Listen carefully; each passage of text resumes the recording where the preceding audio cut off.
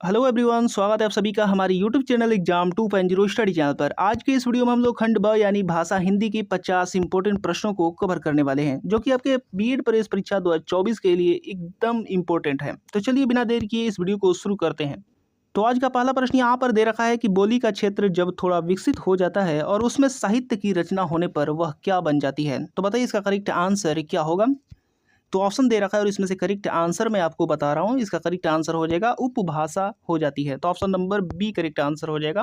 अगला प्रश्न देखते हैं 52 नंबर यहाँ पर दे रखा है कि सही वर्तनी का चयन कीजिए। तो बताइए इसका करेक्ट आंसर क्या होगा, इसमें से सही वर्तनी वाला शब्द कौन सा है।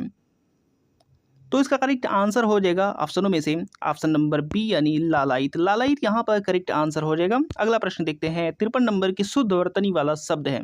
यहाँ पर भी आपको शुद्ध वर्तनी वाला शब्द बताना है। तो इसका करेक्ट आंसर हो जाएगा ऑप्शनों में से ऑप्शन नंबर डी यानी प्रतिद्वंद्विता। ऑप्शन नंबर डी करेक्ट हो जाएगा, जो कि प्रतिद्वंद्विता का शुद्ध वर्तनी वाला शब्द है। अगला प्रश्न दिया गया है यहाँ पर 54 नंबर दिया गया है कि अधोलिखित में से अशुद्ध वर्तनी वाला शब्द है। अशुद्ध वर्तनी वाला शब्द यहाँ पर छांटना है। तो बताइए इसका करेक्ट आंसर क्या होगा। तो इसका करेक्ट आंसर हो जाएगा ऑप्शनों में से ऑप्शन नंबर ए यानी दघीची। दघीची यहाँ पर अशुद्ध वर्तनी वाला शब्द है। यहाँ पर घ ना होकर के ध होना चाहिए, ठीक है। अगला प्रश्न देखते हैं 55 नंबर की निम्न में से कंठ ध्वनियाँ कौन सी हैं। तो बताइए इसका करेक्ट आंसर क्या होगा। कंठ ध्वनियाँ कौन सी हैं ये आपको बताना है। तो इसका करेक्ट आंसर हो जाएगा ऑप्शन नंबर सी यानी क और ख जो है वो कंठ ध्वनियाँ हैं। अगला प्रश्न देखते हैं 56 नंबर। अब अगला प्रश्न यहाँ पर 56 नंबर दिया गया है कि च छ ज झ और य ये ध्वनियाँ क्या कहलाती हैं। तो बताइए इसका करेक्ट आंसर क्या होगा दिए गए ऑप्शनों में से। तो इसका करेक्ट आंसर हो जाएगा ऑप्शन नंबर सी यानी तालव्य ध्वनियाँ कहलाती हैं। अगला प्रश्न देखते हैं। इसके बाद अगला प्रश्न यहाँ पर 57 नंबर दे रखा है कि विशेष विशेषण से निर्मित भाववाचक संज्ञा का सूचक सही विकल्प है। तो बताइए इसका करेक्ट आंसर क्या होगा। तो ऑप्शन यहाँ पर दे रखा है और इसमें से करेक्ट आंसर हो जाएगा ऑप्शनों में से ऑप्शन नंबर सी यानी विशेषज्ञ। ऑप्शन नंबर सी करेक्ट हो जाएगा। अब अगला प्रश्न देखते हैं 58 नंबर की दा क्रिया से बनी संज्ञा को कौन सा विकल्प सूचित करता है। तो बताइए इसका करेक्ट आंसर क्या होगा। दा क्रिया से बनी संज्ञा, तो इसका करेक्ट आंसर हो जाएगा दिए गए ऑप्शनों में से ऑप्शन नंबर बी यानी दाता। अगला प्रश्न देखते हैं 59 नंबर। अब 59 नंबर यहाँ पर दे रखा है कि स्वतंत्रता सबको प्यारी होती है। वाक्य के रेखांकित शब्द का संज्ञा भेद है। आपको स्वतंत्रता का संज्ञा भेद बताना है। तो ऑप्शन यहाँ पर दे रखा है और इसमें से करेक्ट आंसर बता दीजिए। तो इसका करेक्ट आंसर हो जाएगा स्वतंत्रता जो है एक भाववाचक संज्ञा है। तो ऑप्शन नंबर बी करेक्ट हो जाएगा। अगला प्रश्न देखते हैं 60 नंबर की बालक इस पुस्तकालय में पढ़ रहा है। वाक्य में डैश क्रिया है। तो बताना है यहाँ पर कि इस वाक्य में कौन सी क्रिया है, अकर्मक क्रिया, सकर्मक क्रिया या फिर संयुक्त या फिर सहायक क्रिया। तो इसका करेक्ट आंसर हो जाएगा ऑप्शन नंबर डी यानी सकर्मक क्रिया है। अगला प्रश्न देखते हैं 61 नंबर की जिसने गड्ढा खोदा वही गिरेगा। वाक्य में सर्वनाम का प्रकार पहचानिए। तो बताइए इसका करेक्ट आंसर क्या होगा। सर्वनाम का प्रकार कौन सा है। तो इसका करेक्ट आंसर हो जाएगा ऑप्शन नंबर बी यानी संबंधवाचक। यहाँ पर करेक्ट आंसर हो जाएगा। अगला प्रश्न देखते हैं। अगला प्रश्न दिया गया यहाँ पर कि मैं यह काम आप ही कर लूँगा। प्रस्तुत वाक्य में सर्वनाम है। तो सर्वनाम बताना है यहाँ पर कौन सा है इस वाक्य में। तो ऑप्शन यहाँ पर दे रखा है और इसमें से करेक्ट आंसर हो जाएगा ऑप्शन नंबर बी यानी निजवाचक सर्वनाम है। अगला प्रश्न देखते हैं 63 नंबर यहाँ पर दिया है कि सर्वनाम किसे कहते हैं। तो बताइए इसका करेक्ट आंसर क्या होगा। सर्वनाम किसे कहते हैं। तो ऑप्शन यहाँ पर दे रखा है और इसमें से करेक्ट आंसर हो जाएगा ऑप्शन नंबर सी यानी संज्ञा के बदले प्रयोग होने वाले शब्दों को सर्वनाम कहते हैं। एकदम सिंपल सा है। अगला प्रश्न देखते हैं 64 नंबर की सर्वनाम के कितने भेद हैं। तो इसका करेक्ट आंसर बताइए। तो इसका करेक्ट आंसर हो जाएगा कुल 6 भेद होते हैं सर्वनाम के। तो ऑप्शन नंबर बी करेक्ट हो जाएगा। अगला प्रश्न देखते हैं। अगला प्रश्न दिया गया यहाँ पर 65 नंबर की कृष्ण ने गाना गाया। वाक्य में कारक है। तो बताइए कारक कौन सा है। कृष्ण ने गाना गाया। तो इसका करेक्ट आंसर हो जाएगा इस वाक्य में जो कारक है वो हो जाएगा कर्ता कारक है। तो ऑप्शन नंबर डी करेक्ट हो जाएगा। अगला प्रश्न देखते हैं यहाँ पर 66 नंबर की पुल्लिंग शब्द का चयन कीजिए। तो बताइए इसका करेक्ट आंसर क्या होगा। इसमें से कौन सा जो शब्द है वो पुल्लिंग शब्द है, यानी ऑप्शन कौन सा करेक्ट होगा। तो इसका करेक्ट आंसर हो जाएगा ऑप्शन नंबर डी यानी संविधान जो है वो पुल्लिंग शब्द है। अगला प्रश्न देखते हैं। अगला प्रश्न यहाँ पर दे रखा है 67 नंबर की निम्न में से तत्सम शब्द चुनिए। तत्सम शब्द चुनना है, तो जल्दी से इसका करेक्ट आंसर बताइए।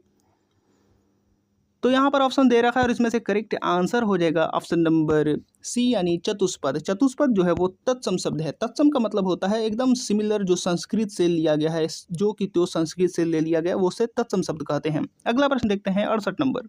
अब यहाँ पर 68 नंबर दे रखा है कि निम्न में विदेशी शब्द कौन सा है। तो बताइए इसका करेक्ट आंसर क्या होगा, विदेशी शब्द कौन सा है। तो इसका करेक्ट आंसर हो जाएगा ऑप्शन नंबर बी यानी अमीर। अमीर जो है ये विदेशी शब्द है। ऑप्शनों में से ऑप्शन नंबर बी करेक्ट होगा।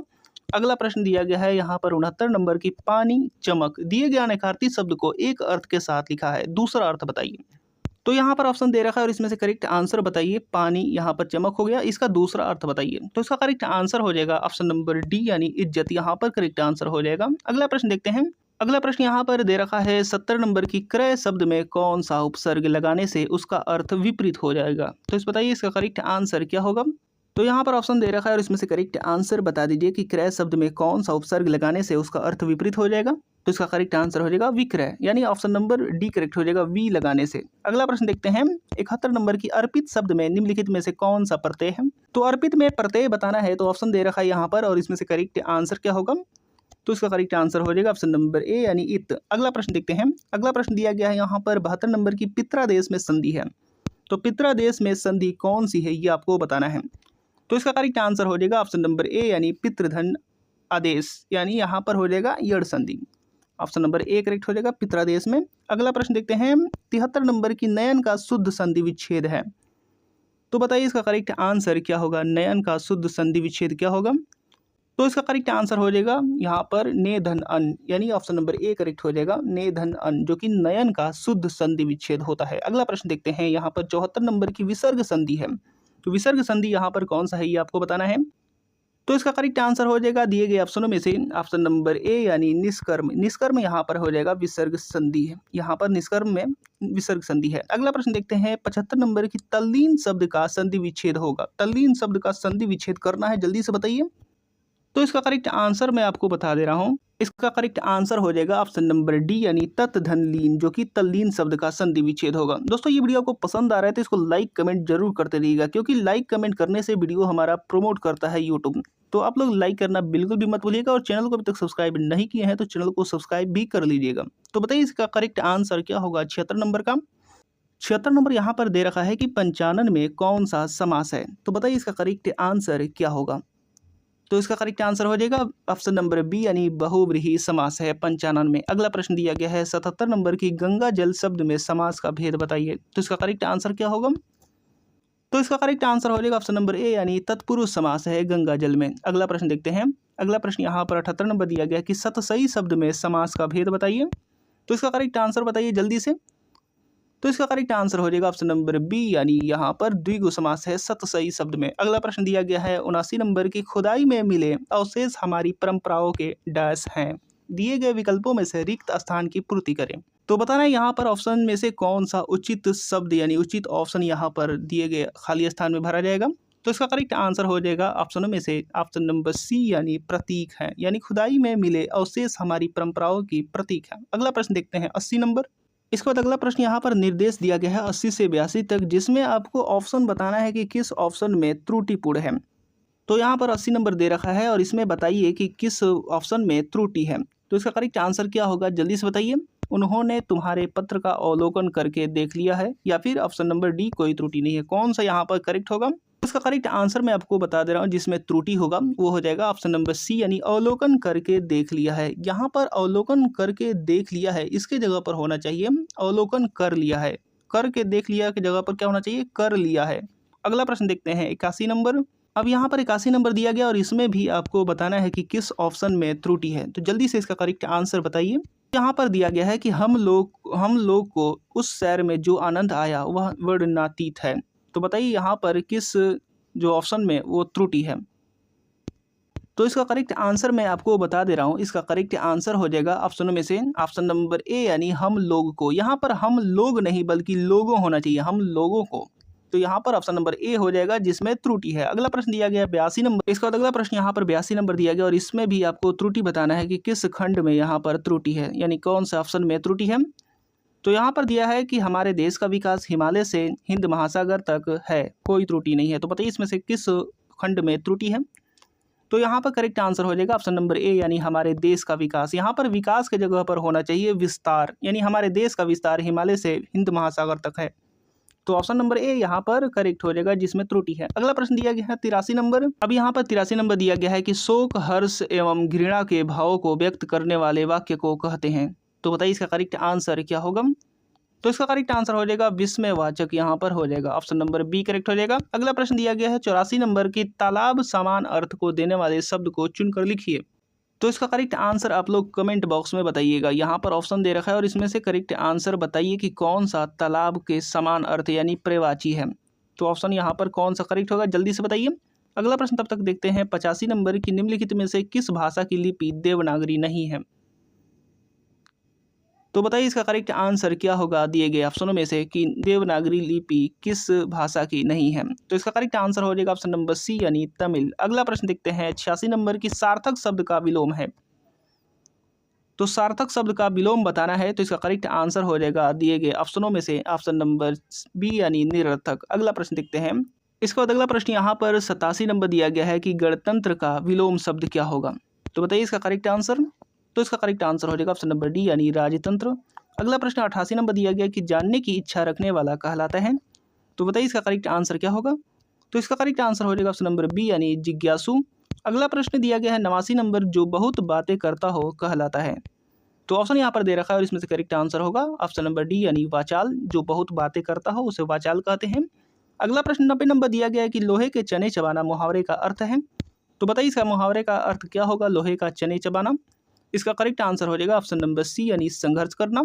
अगला प्रश्न 91 नंबर दिया गया है कि पत्थर की लकीर मुहावरा का सही अर्थ विकल्पों में से चुनिए। तो यहाँ पर ऑप्शन दे रखा है और इसमें से करेक्ट आंसर क्या होगा।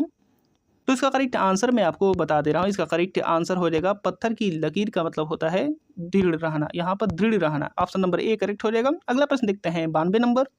अब यहाँ पर 92 नंबर दे रखा है कि एक मुंह दो बात मुहावरे का अर्थ है। तो बताइए इसका करेक्ट आंसर क्या होगा। तो इसका करेक्ट आंसर हो जाएगा ऑप्शनों में से ऑप्शन नंबर सी यानी अपनी बात से पलट जाना। अगला प्रश्न देखते हैं 93 नंबर की कौन सा तुमने यह मोबाइल फ़ोन मॉल में खरीदा है जो इसके मॉडल की इतनी बुराई कर रहे हो। अरे भाई डैश खाली स्थान के लिए सर्वाधिक उपयुक्त लोकोक्ति पर चिन्ह लगाइए। तो बताइए यहाँ पर ऑप्शन में से कौन सा लोकोक्ति सेट होगा। तो ऑप्शनों में से करेक्ट आंसर हो जाएगा ऑप्शन नंबर बी यानी दान की बख्शिया के दांत नहीं देखे जाते हैं। तो ऑप्शन नंबर बी जो कि करेक्ट हो जाएगा। अगला प्रश्न देखते हैं यहाँ पर 94 नंबर की हमेशा आनंद का अनुभव करना अर्थ को व्यक्त करने के लिए सटीक लोकोक्ति है। तो यहाँ पर ऑप्शन दे रखा है और इसमें से करेक्ट आंसर बताइए कि इसके लिए सटीक लोकोक्ति कौन सी है दिए गए ऑप्शनों में से। तो इसका करेक्ट आंसर हो जाएगा ऑप्शन नंबर ए यानी सदा दिवाली संत की 12वां बसंत। अगला प्रश्न देखते हैं 95 नंबर। इसके बाद अगला प्रश्न यहाँ पर 95 नंबर दिया गया है कि इस वाक्य में किस लोकोक्ति का प्रयोग होगा। तीर्थों के पंडे पुजारी प्रायः ऐसे ही यजमानों के खोज में रहते हैं जो डैश हो। तो बताना यहाँ पर क्या होगा लोकोक्ति। तो इसका करेक्ट आंसर हो जाएगा दिए गए ऑप्शनों में से ऑप्शन नंबर ए यानी आंख के अंधे और गांठ के पूरे हो। अगला प्रश्न दिया गया यहाँ पर 96 नंबर की 96 नंबर दिया गया है कि इनमें कौन से रस युग्म है जो महाकाव्य के प्रधान रस माने जाते हैं। तो बताइए इसका करेक्ट आंसर क्या होगा। तो इसका करेक्ट आंसर हो जाएगा दिए गए ऑप्शनों में से ऑप्शन नंबर ए यानी श्रृंगार और शांत रस जो है वो महाकाव्य के प्रधान रस माने जाते हैं। अगला प्रश्न देखते हैं। अगला प्रश्न दिया गया 97 नंबर की किस कवि को कवियों के कवि कहा जाता है। तो बताइए इसका करेक्ट आंसर क्या होगा। कवियों का कवि किसको कहा जाता है। तो ऑप्शन यहाँ पर दे रखा है और इसमें से करेक्ट आंसर हो जाएगा ऑप्शन नंबर बी यानी शमशेर बहादुर सिंह को। अगला प्रश्न देखते हैं 98 नंबर की दशरथ सूत तिहु लोक बखाना राम नाम का मरम है आना किस रचनाकार की पंक्ति है। तो बताइए इसका करेक्ट आंसर क्या होगा दिए गए ऑप्शनों में से। तो इसका करेक्ट आंसर हो जाएगा ऑप्शन नंबर बी यानी कबीर दास जी की है। अगला प्रश्न देखते हैं यहाँ पर 99 नंबर की हिंदी का पहला पत्र है। हिंदी का पहला पत्र कौन सा है दिए गए ऑप्शनों में से बताना है। तो इसका करेक्ट आंसर हो जाएगा उदंत मार्तंड यानी ऑप्शन नंबर ए। अगला और इस वीडियो का लास्ट प्रश्न देखते हैं 100 नंबर। तो यहाँ पर 100 नंबर दे रखा है कि किसी अधिकारी को पत्र लिखना हो तो संबोधन किया जाता है। तो कैसे यहाँ पर संबोधन किया जाता है ऑप्शनों की सहायता से बताइए। तो इसका करेक्ट आंसर हो जाएगा माननीय महोदय यानी ऑप्शन नंबर ए करेक्ट हो जाएगा। तो उम्मीद करता हूँ कि वीडियो आपको पसंद आया होगा और इसी तरीके के और नए वीडियो देखने के लिए हमारे साथ जुड़े रहिएगा। और चैनल को अभी तक सब्सक्राइब नहीं किया है तो चैनल को सब्सक्राइब कर दीजिए और लाइक करना तो बिल्कुल भी मत भूलिएगा। तो मिलते हैं अगले वीडियो में, तब तक के लिए धन्यवाद।